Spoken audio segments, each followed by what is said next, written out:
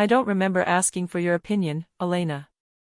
Those were the words my CEO, Richard Vaughn, said right before he presented my company's savings strategy to the board as his own. This is Revenge Room. If this is the first time you are seeing our video, kindly like, share, and subscribe.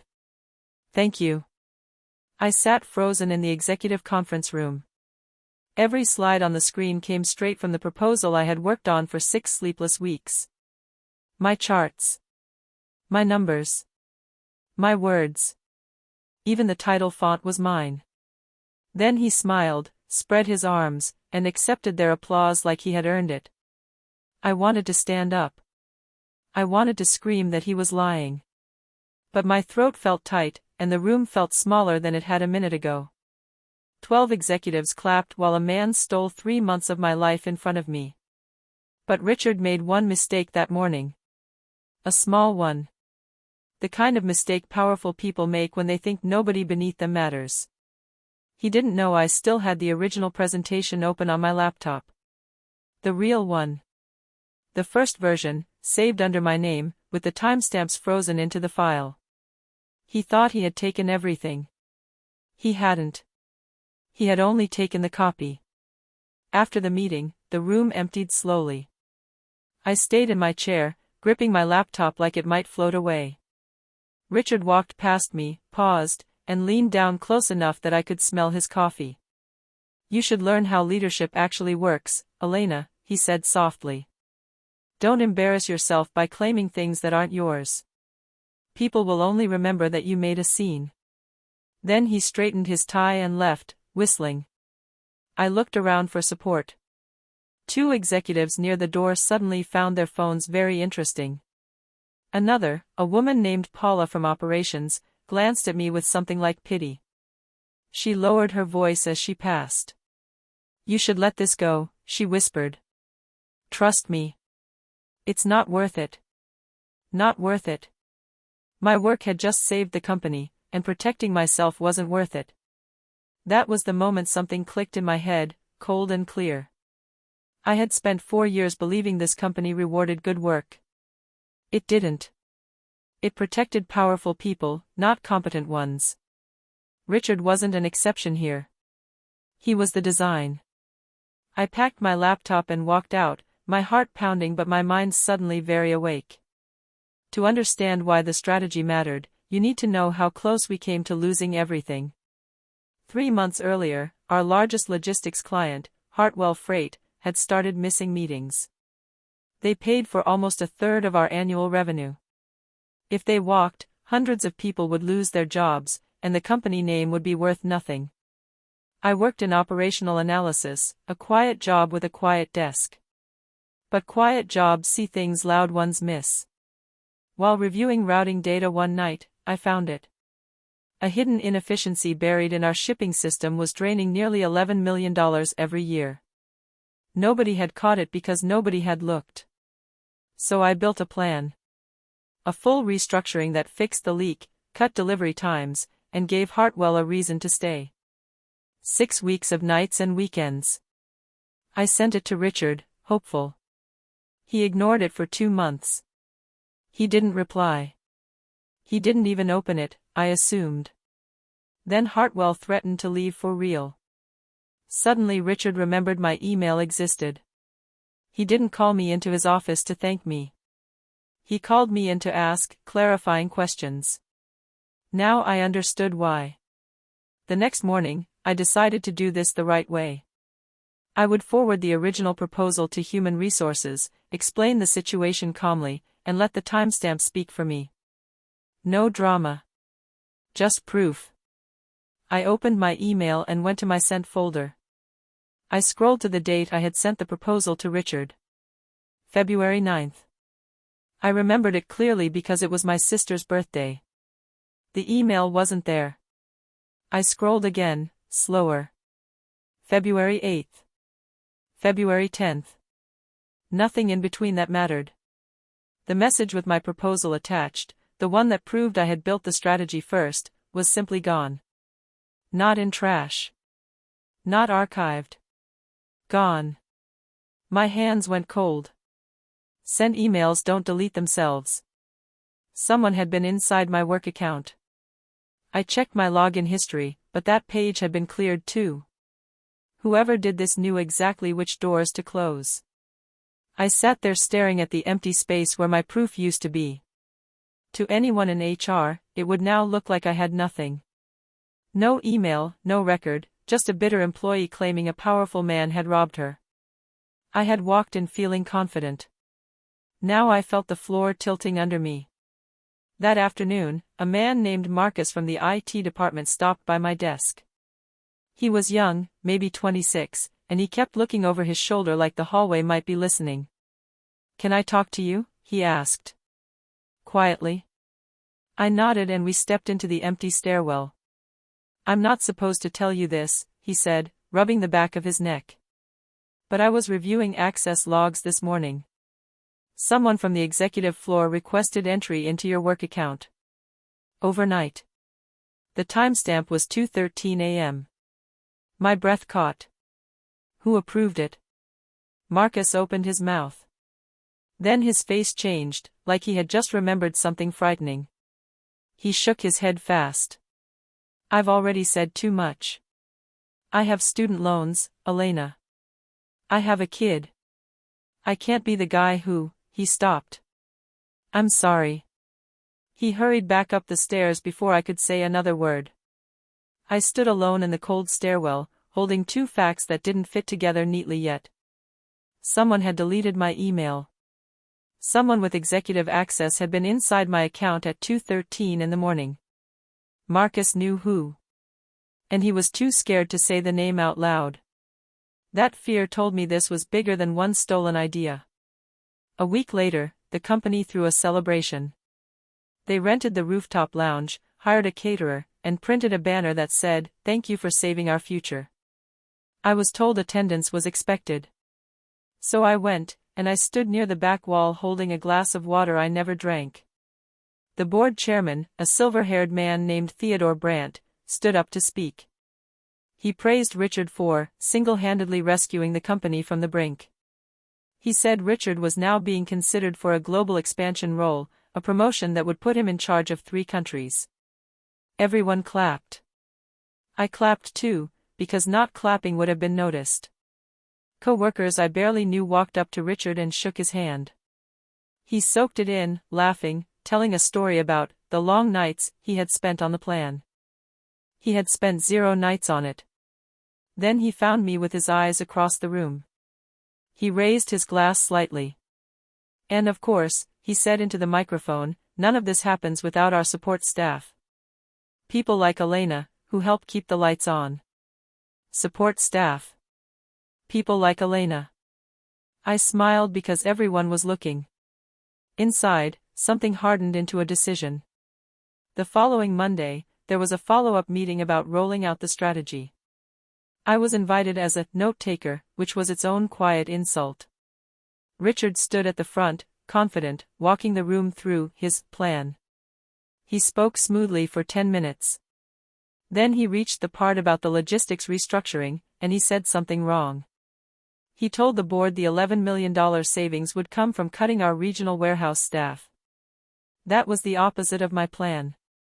My strategy saved money by rerouting freight, not by firing people.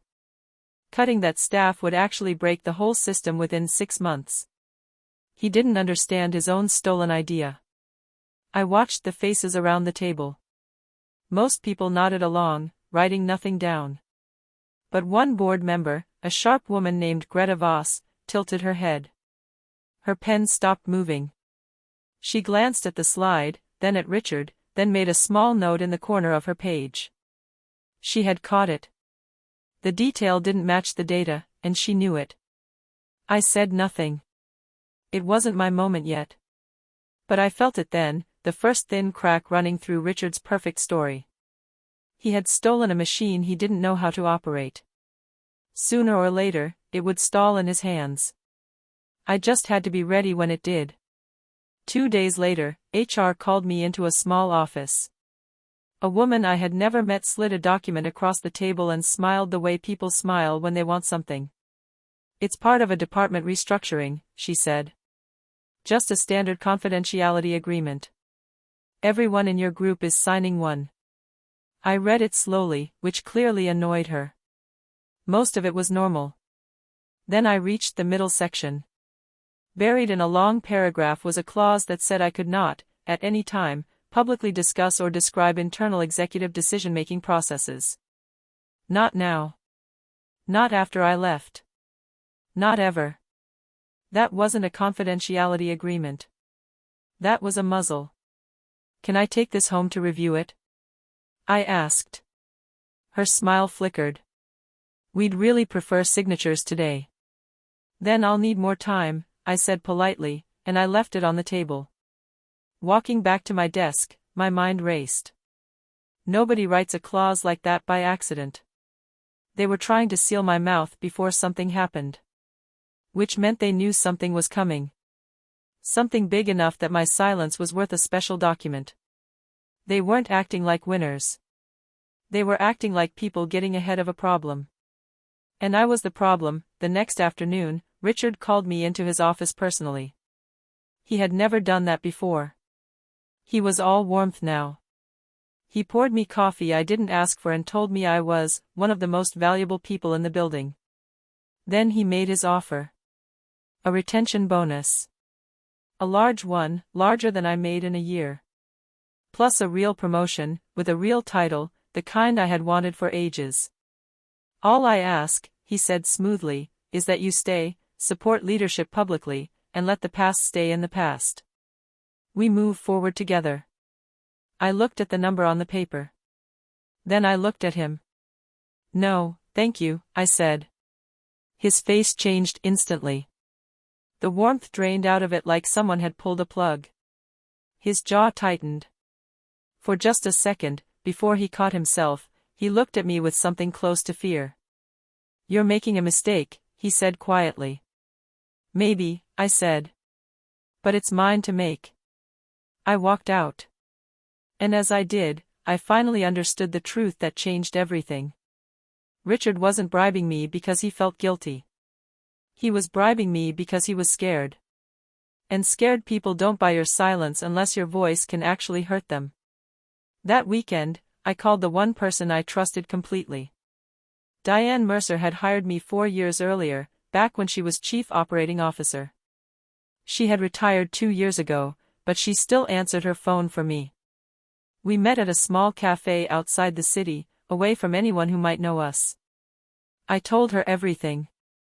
The stolen proposal. The deleted email. The 2:13 a.m. login. The NDA. The bribe. Diane didn't look surprised. She looked tired, like she had seen this exact movie before. Richard did something like this at his last company, she said. Before he came to us. He took a younger engineer's design and presented it as his own. The engineer complained, the way you're trying to. The engineer got buried in paperwork, then quietly pushed out the door. And Richard? Richard got promoted for it. I felt sick. So this is just who he is. Yes. Diane leaned forward and put her hand on mine. But Elena, listen to me carefully. There's a difference this time. She paused. This time, he stole from the wrong person. I didn't fully understand what she meant yet. But I would. That night, I couldn't sleep. So I went looking through every account I owned, hunting for anything that survived. I had built the proposal using a presentation app I'd used for years, not just the company's software. And that app, I suddenly remembered, had an automatic cloud backup tied to my personal account. Not my work account. My private one. The one nobody from the executive floor could touch. I logged in with shaking fingers. It was all there. Every draft. The messy first version from January. The second version. The third.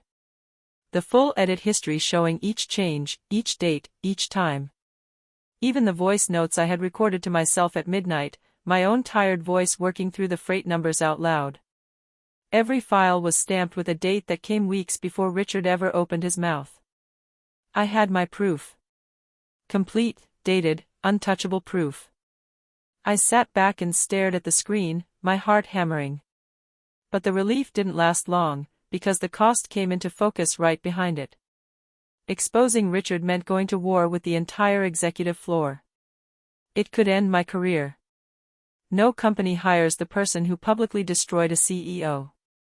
I might win and still lose everything. I had the weapon now. The question was whether I was willing to use it. I didn't get to think about it for long, because Marcus found me again. This time he didn't talk. He just walked past my desk, set a small flash drive next to my keyboard without slowing down, and kept moving. He never made eye contact.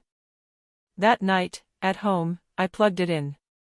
It was a folder of server logs. Raw, detailed, and damning. The logs showed account access in the days before the board meeting. And it wasn't just one person who had been inside my files. It was 4. Richard, of course. But also 2 other senior executives whose names I recognized from the leadership page. And someone from the HR system, the same department that had tried to make me sign that muzzle. They had all opened my files. They had all seen my proposal, with my name on it, before Richard ever stood up and called it his. And not one of them had said a word. This wasn't a man stealing an idea. This was a circle of people protecting each other. Richard had stolen the work, and the leadership team had quietly agreed to look the other way because it was easier than admitting the truth. I wasn't fighting one thief. I was fighting a system that had decided I didn't count. Then the strategy itself started to fall apart, exactly the way I knew it would. Richard, eager to look like a hero fast, rushed the rollout. He skipped the careful sequence I had built.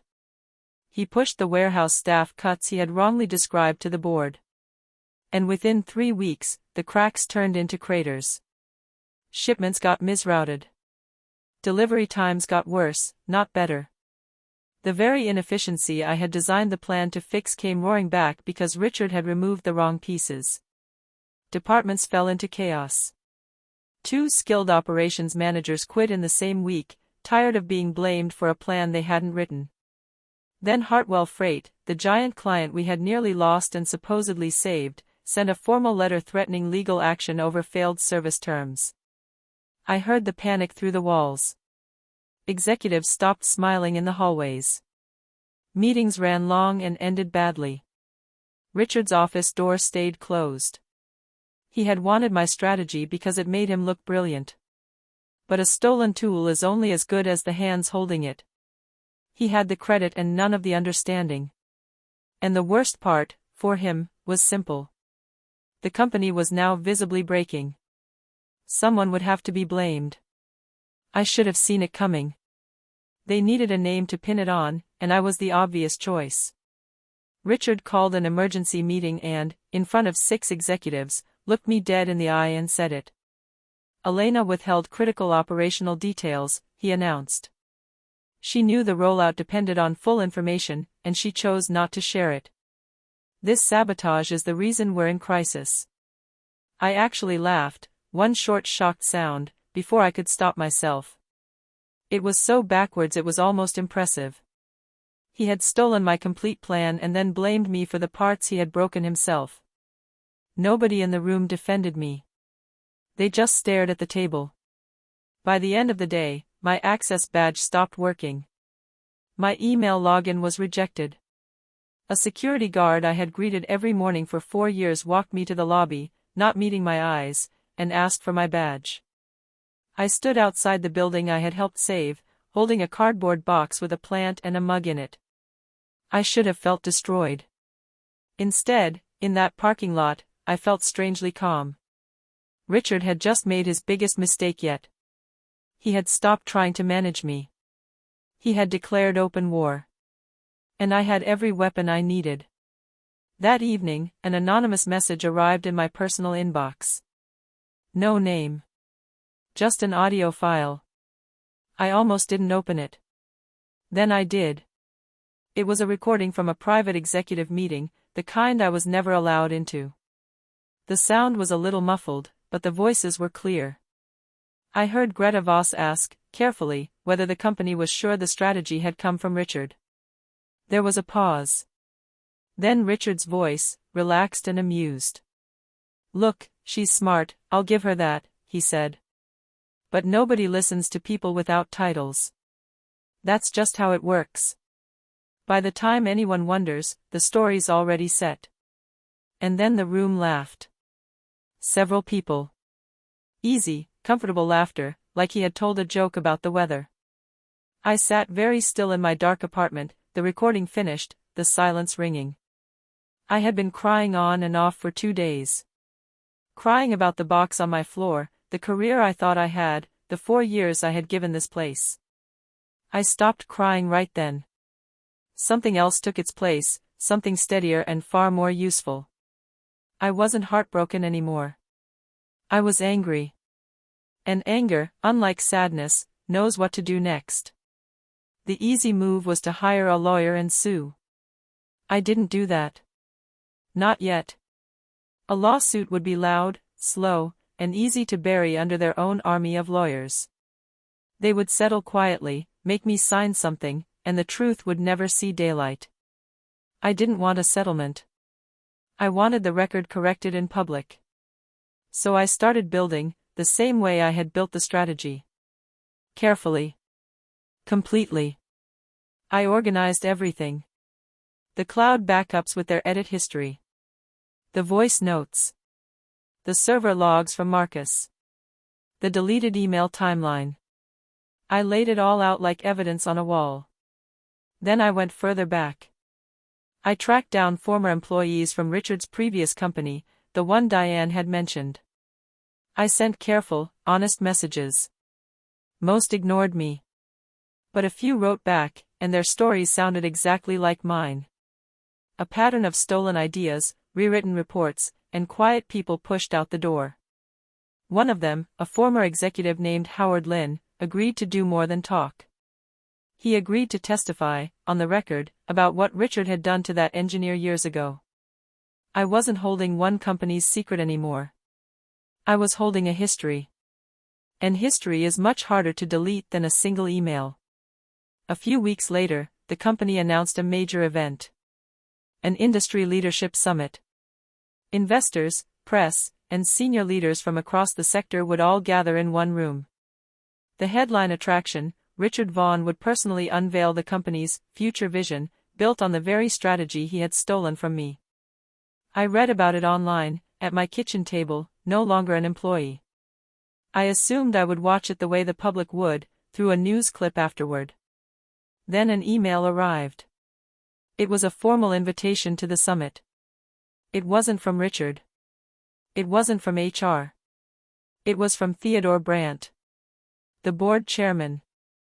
I read it 3 times.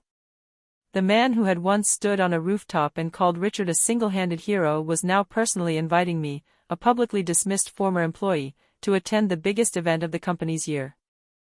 That made no sense at all, unless something had changed behind the scenes. Unless someone at the very top had started asking questions I wasn't supposed to hear about. My heart began to beat faster, but not from fear this time. I replied with one word. Yes. Brandt asked to meet me first, privately, 2 days before the summit. We met in a quiet hotel lobby far from the office. He looked older than he had on the rooftop. More careful. "I owe you the truth about why you're here," he said. "Months ago, I started noticing things." Richard explained that strategy 3 different times to me, and the details changed each time. A real author doesn't forget how their own plan works. A thief does. I stayed quiet and let him continue.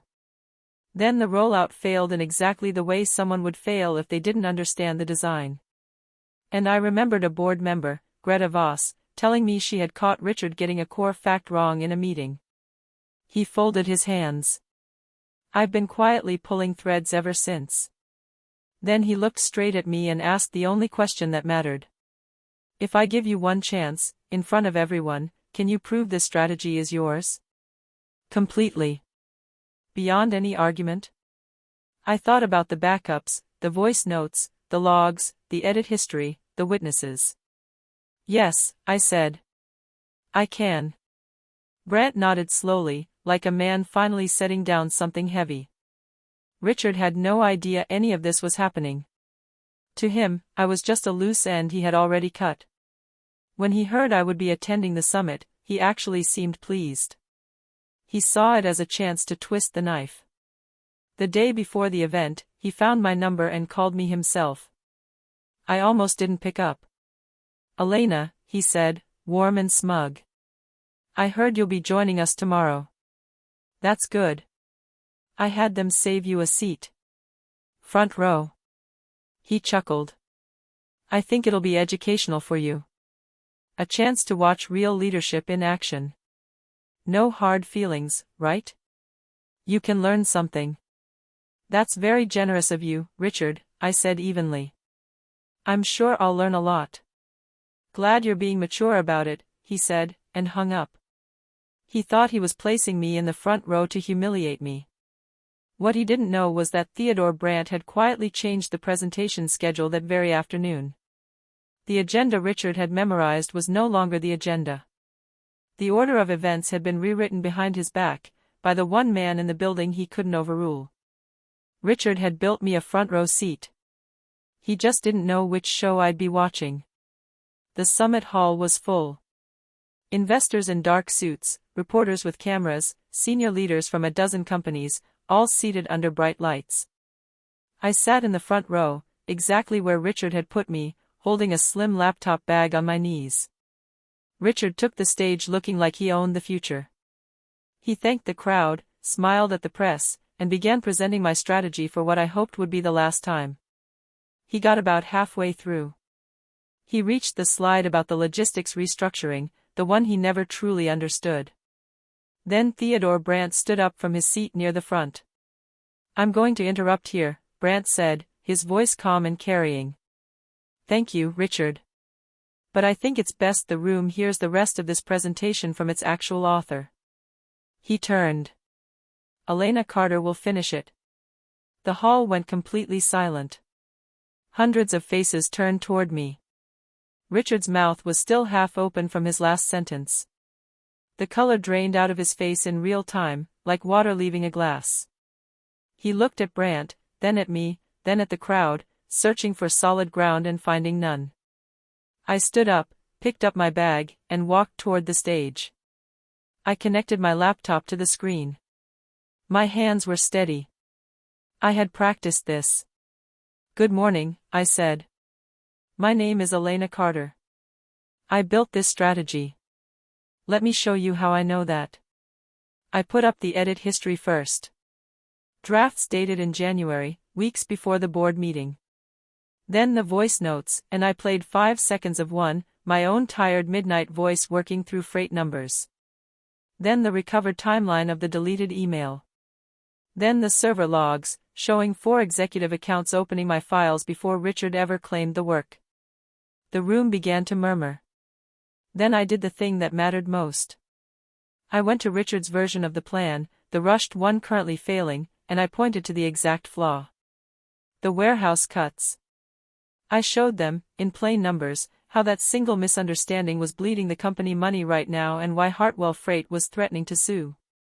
"This wasn't sabotage by a junior employee," I said. "This was a strategy that worked, broken by someone who didn't understand it because he didn't write it." Executives leaned toward each other, whispering fast. A reporter in the third row was writing without looking down. I looked at Richard. He wasn't smiling now. Richard couldn't sit still under it. He shot up from his chair. "This is absurd," he said loudly, his voice cracking at the edges. "This is a jealous employee. She was let go for poor performance. She's bitter, she's unstable, and frankly, she's replaceable.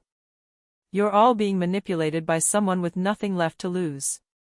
A few people shifted uncomfortably. For 1 second, the old trick almost worked. The room almost wondered. Then Theodore Brandt stood again. "Richard," he said quietly, "I should tell you something. The board didn't take Ms. Carter's word for any of this." He held up a folder. "We retained an independent forensic team. They verified the file timestamps, the edit histories, and the server access logs early this morning. Before this summit started. The findings are conclusive. He let that sit in the air. The strategy belongs to Elena Carter. The records are not in question. I watched it happen on Richard's face. The exact moment he understood that there was no clever sentence left, no tone of voice that could fix this. The room wasn't confused anymore. It was certain. And it was looking at him. He sat down slowly, like his legs had stopped trusting him. It moved fast after that, the way these things do once they finally tip. The investors in the room did not wait for a press release. By that afternoon, several had contacted Brandt directly. The message was blunt. They would pull their funding unless the company's leadership changed, immediately and visibly. Confidence, once cracked, doesn't patch quietly. The board called an emergency executive session that same evening. I wasn't in the room, but Diane called me later with the details, and Brandt confirmed them the next day. It didn't take long. Richard Vaughn was terminated, effective that night. Not reassigned. Not given a soft exit. Terminated. Two of the other executives, the ones whose accounts had appeared in Marcus's server logs, resigned within 48 hours, before the internal investigation could formally reach them. They could read the direction of things. The HR leader who had pushed the muzzle agreement was placed under review. I sat in my apartment as the news trickled in, and I waited to feel triumphant. Mostly I just felt the quiet. The cardboard box was still by my door. 4 years of my life had led here, to a phone buzzing with the sound of a structure finally collapsing under its own weight. A week later, Theodore Brandt asked to see me again. This time he didn't choose a quiet hotel. He invited me to the executive floor, the same floor where my account had been opened at 2:13 in the morning. We sat in his office. "The company is unstable right now," he said. "We need steady hands, and we need them fast. The board has discussed it." He looked at me directly. "We'd like you to step into Richard's position. Interim chief, while we stabilize. Most people in your situation would call that justice." I understood why everyone in that building expected me to say yes. It was the throne I had supposedly been fighting for. The corner office. The title. The proof, finally, that I had won. But sitting there, I realized something clean and certain.